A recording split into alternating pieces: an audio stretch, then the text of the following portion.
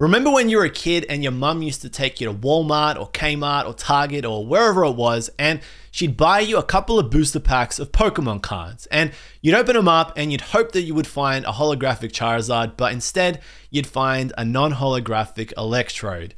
Yeah, me too. Real nostalgic, just fills me with the warm and fuzzies. Well, let me tell you, things have changed dramatically since 1999. And I'm not just talking about what happened in 2020 and 2021 when your old Pokemon cards from back in the day were worth hundreds and thousands of dollars. No, I'm talking about what happened a couple of weeks ago, at the end of 2021, when everybody's favorite internet kid, Logan Paul, dropped $3.5 million on a sealed case of first edition base set Wizards of the Coast Pokemon cards. This was a pretty big deal, all things considered, in the Pokemon card collecting world, because this was the most anybody had ever spent on Pokemon cards ever. This was an unprecedented sale, and it was a lot of money.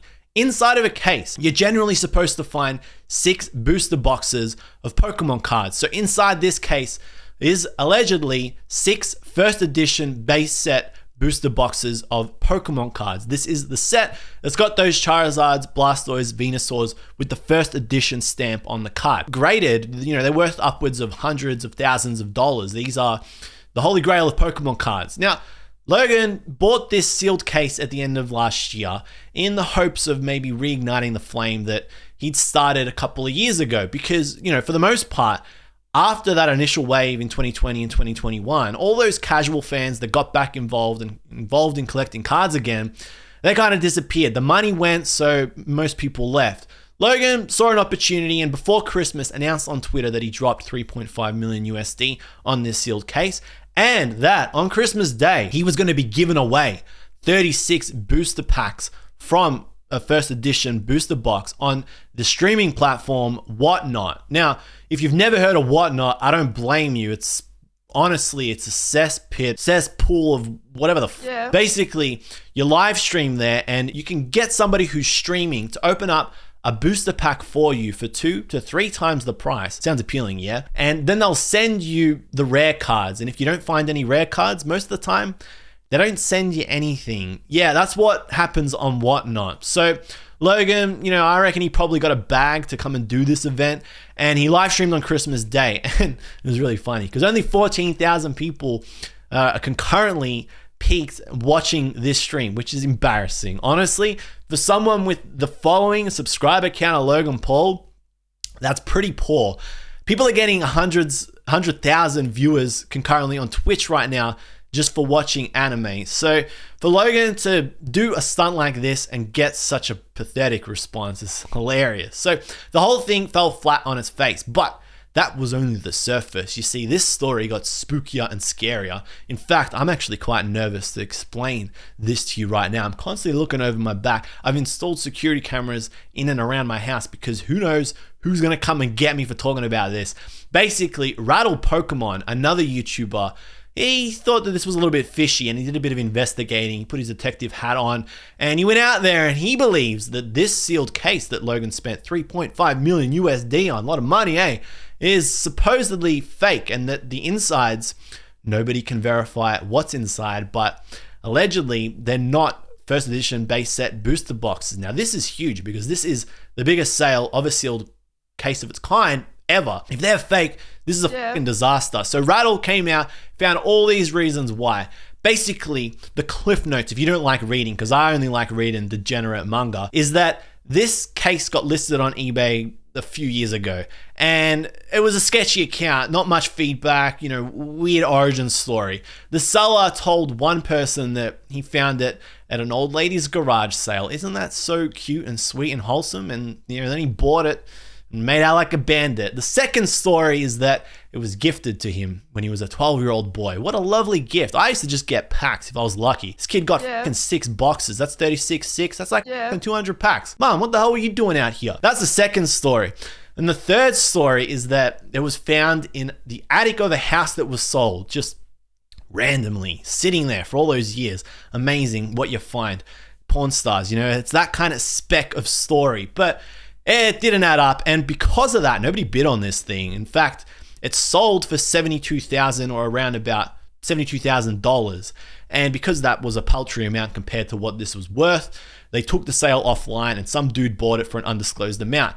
Somewhere between that, it got sold to somebody else and then somebody else sold it and it's crossed a lot of hands. At one point, it was shipped across the country without insurance. And basically, this thing crossed a lot of hands before it got to Logan. Then Logan bought it for 3.5 million USD without doing probably his due diligence, unless we will find out as the story continues, because this story has more twists and turns than Breaking Bad, The Sopranos, CSI Miami, Lost combined. This is one of the most intense arcs in anime history. I mean, Pokemon card history. It doesn't get more advanced and intricate than this. There are so many characters, subplots, plots, arcs, side stories, side quests, you name it, this story has got everything. So Logan drops the cash on this. Rattle makes the video pointing out that, hey, you know what? This is a little bit fishy. It might be fake. And a couple of news outlets pick up the story. Again, full details over in Rattle's 4 very long videos. They see these videos, these guys in this Pokemon community, because this is a collective. The upper echelons of the Pokemon world were like, hold up, some crazy shit's going down. This is going to compromise my whole operation. And they got a little bit spooked. So after this happened, these guys here, who I'll name, had a live stream where they talked about the authenticity of it. The first guy involved, Gary King Pokemon, as he calls himself. Yeah, this guy's legitimacy, look, he's been around for a long time. Apparently he owns a sealed case, the only other sealed case in existence. And this guy knows what he's talking about, but his authenticity and how far you can trust him, yeah, just watch the clip. Pokemon Possum. Hi, Gary. I was wondering, do you have to pay taxes on the trading cards you sell? Man, that's tough. Since I have to say yes or no, I'm going to say no. The other guy involved is the PokeyJUV, and I don't know much about this guy. You probably haven't heard of him either. The only thing going for him is that he's got a lot of money. From as much as I can see, he's stinking fucking rich. Look at him. He's about to get on a plane as if it's Air Force One on the way to authenticate this thing. This guy so don't mess with him. The third guy, I got to look up his name because I can't even remember what it is. The third guy is Pallet Town Pokemon TCG. I don't even know who that is, but he was involved in this live stream too. And they sat around for a little bit and they talked about why it's real, why it might not be real, blah, blah, blah. And it went back and forth. And then at some point, Logan came on and was like, what's up? And then after that, he dipped after like 5 or so minutes. These guys rocked up. These guys are the Island Boys. Again, I don't blame you if you haven't heard of them, but like the only thing these guys have got going for them is their head looks like the apex of multi-use sex toys. You got so many different things pronging off of these guys' head. I don't even know. Look, I'm not one that should be making fun of people's appearances considering I look like Sideshow Bob right now, but come on, who the are these guys? Anyway, this thing was supposed to be authenticated already. So a baseball card store authenticated and said, yes, this is legitimate, sir, which is frankly mind-boggling.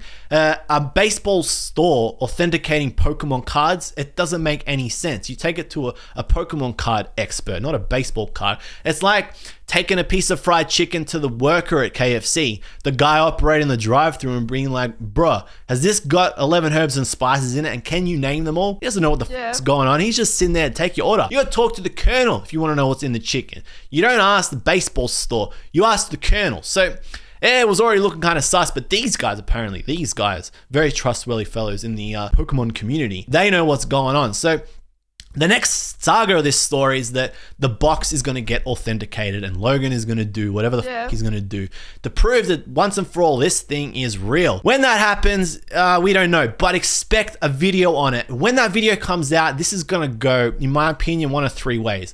Path 1, this is a real case, and inside of it are the first base set, first edition booster boxes.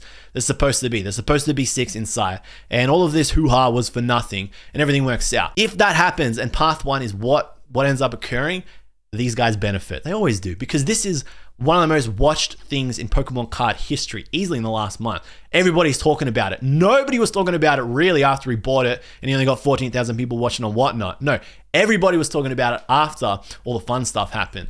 The second path, and trust me, Logan wins if it goes second path as well. The second path is that it is fake and they open this thing up and there's dildos inside, or whoever the f knows, right? And if it's fake, it works, because then Logan can make a video saying, I got scammed. And when you put scammed in your title, everybody's ears prick up. I know this from experience. One of my most watched videos of the last 3 months is a video about me getting scammed buying Pokemon cards from Japan. So scammed works. If you get scammed, it's a success. Or part 3, for the cynics out there, the people that have got the tinfoil hats, the conspiracy theorists, part 3 is that this was the plan all along. And Rattle, he figured it out. He was a couple of steps ahead of them and he ruined the whole party. But it doesn't matter because these guys can pivot. Part 3 is that this was orchestrated. This was a setup. It was always meant to be a publicity stunt to get people talking again. And it works because this is intriguing. Everybody wants to know, is it real? Is it fake? Who's lying? Who's that guy? Why did he lie? Why did he delete his account? Why is he fighting there? Is Goku stronger than Vegeta? Will Zoro kill Kaido? You know, it's all just like, what's going on? Who is going to know? The season finale of this thing is probably going to suck. But when we find out, it doesn't matter because these guys are going to win. The thing that annoys me though is that they just call themselves the Pokemon community. These guys aren't the Pokemon community. They don't represent the Pokemon community. They just have a lot of money. You don't need to respect these guys. You don't need to bow your head down to them. And they're not going to notice you, senpai. This is all just a way to get people watching, and it's probably going to work, and it has worked. But nonetheless, it's a little bit entertaining. My take, I can't look away. My only issue is that the people that should be talking about this and pointing and calling out for what it is, you know, the big YouTubers like Leon Hart, Real Breaker Nate, Pokerev, Deep Pocket, Twice Baked, those are the guys that are like kind of killing it at the moment. They keep them quiet. Hey, who can blame them? It's kind of spooky. These guys have got a lot of money. Like I said, this guy got on a fucking jet. It looks like Air Force One. I'm scared. I'm curious to see where it ends, but I just think people should be highlighting that this isn't what the Pokemon community is about. This is just one little nugget. And for the most part, it's kind of normal, but it blows my mind how insane it can get and how crazy the stories can get. Anyway, like, subscribe, leave a comment. I'll see you guys next time. Peace.